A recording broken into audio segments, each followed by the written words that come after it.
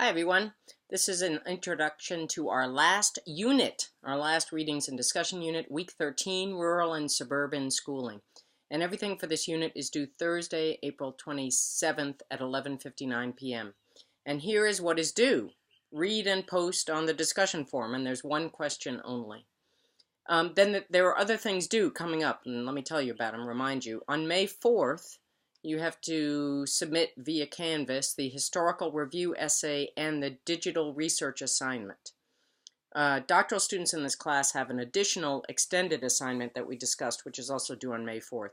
And then due on May 10th is the Unit 3 quiz, which also works as sort of a final exam. Remember, it's an open book quiz like all the other ones, and very similar to the other exams. So the Rural and Suburban Unit discussion question is due April 27th. Your two papers are due May 4th, and your quiz is due May 10th. If you're having troubles getting things to me by those deadlines, let me know. I can give you a little wiggle room, no problem. So now, a little introduction to the module on rural and suburban schooling. We're still in Unit 3, which is called History and Contemporary School Reform. And our goal here is to think intentionally about how history relates to and informs current practice. And our main learning objectives for this model is to get a sense of the history of rural and suburban educational history, both historiographically and in terms of historical narrative or the historical story of what has happened. Or as the syllabus says, to learn the major historiographical issues in the history of place, rural education, rural school consolidation, and suburban education. And I want to tell you a bit why this topic of rural and suburban education interests me so much. Most of the really great history of education research in the last 30 to 40 years has centered on urban education. And there's good reason for that. The emergent cities of the late 19th and early 20th century is where public schooling really hammered out its main issues, particularly in terms of curriculum, testing, teaching, and leadership. Also, cities tend to be the battleground for major policy issues around race and ethnicity, immigration, gender, and sexuality debates. So for good reason have many historians focused on urban education. But as we have seen in many of our readings, there is a lot of business going on outside of cities. Think of the Caswell County, North Carolina article that we read, and about Native education in the West and the Midwest, and the development of educational policies about disability, race, and gender in small and middle-sized cities all over the place, from Indiana to Arthurdale, West Virginia, to Hamilton, Ohio. In other words, conflicts about educational practice and policies over race, gender, disabilities, and class, and every other difference take place all over the place, not just in cities. And because we are currently living in and studying in Southwest Ohio, a few years ago, I began to be really interested in studying the history of where we are here and now. And I was inspired by an emerging interdisciplinary field called place-based research and place-based education, where the emphasis is on local studies, including local history and community studies. In this work, there's an emphasis on geographical space versus broader issues. So the question is, what is happening in this particular place at this particular time, given this context? So thinking about place-based history and spending a lot of time here in Southwest Ohio, I have begun to think a lot about the history of rural and suburban education. So let's think for a moment about some of those key points. You can't live in this part of the world without someone telling you about a local one-room schoolhouse, or that their mother or their father went to that schoolhouse, or a grandmother taught in a one-room schoolhouse. Often this is described in a very nostalgic, romantic sense, and it's usually very positive.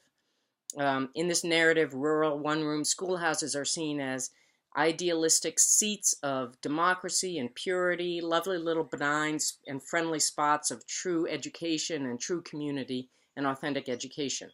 And the narrative goes that then with school consolidation in the 1950s and 60s, all that was ruined, and now schools are inhumane, horrible places. So this is a pretty typical national narrative about rural education and suburban education. It's the one-room schoolhouse image.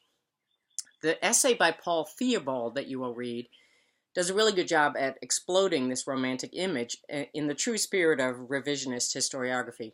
As it turns out, Theobald argues, There were a lot of political and economic dynamics at play in these schools.